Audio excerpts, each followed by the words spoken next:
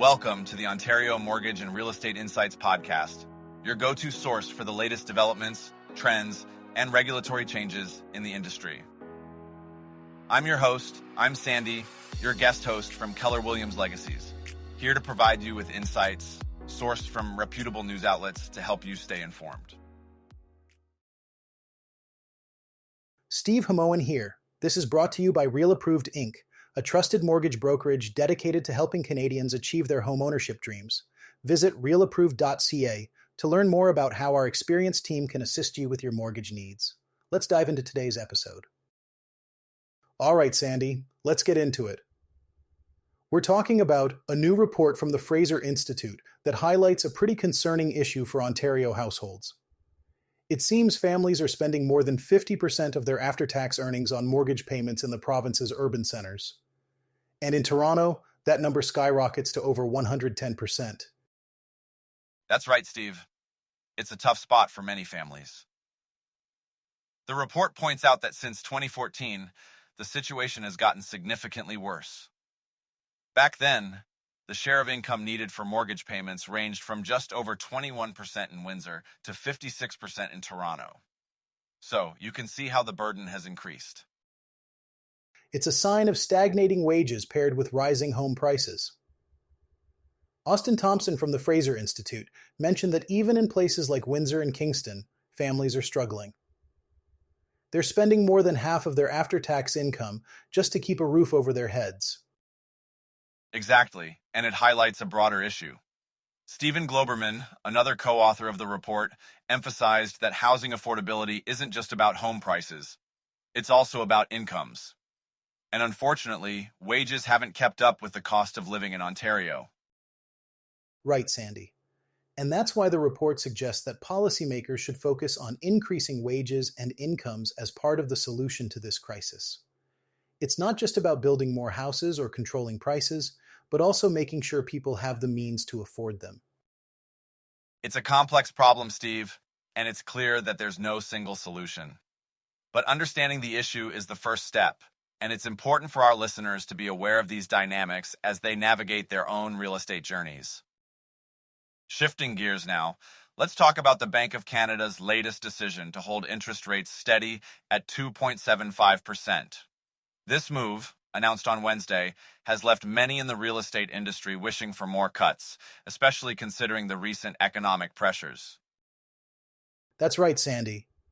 The central bank's decision comes after a series of rate cuts over the past year, totaling 225 basis points. But this pause has been met with some disappointment from industry professionals who were hoping for further reductions to invigorate the property market.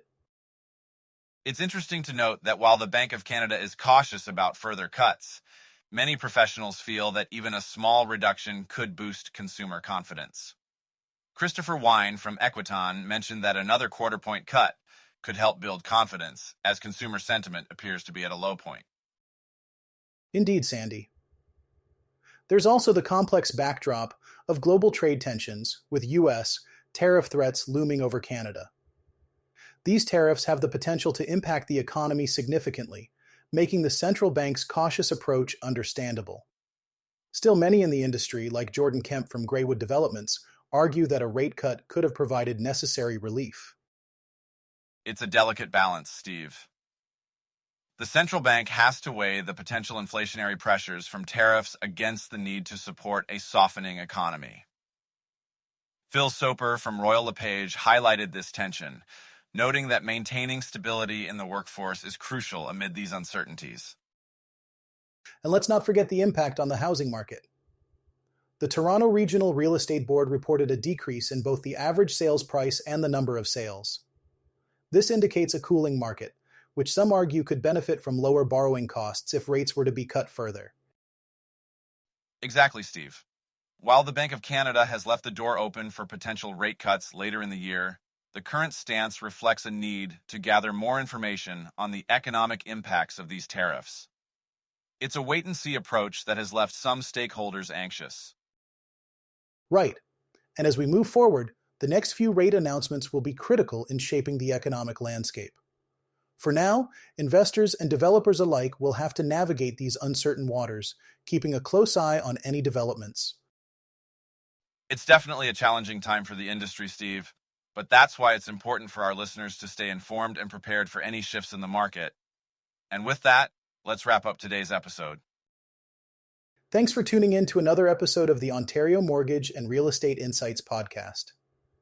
We hope you found today's insights valuable as you navigate the world of mortgages and real estate. Before you go, a quick reminder, Real Approved is here to make your mortgage journey smoother. Whether you're buying your first home or refinancing, their experienced team is ready to guide you with personalized support every step of the way. Visit realapproved.ca to get started and take the next step toward achieving your home ownership goals. Catch you next time and stay informed with the latest industry insights.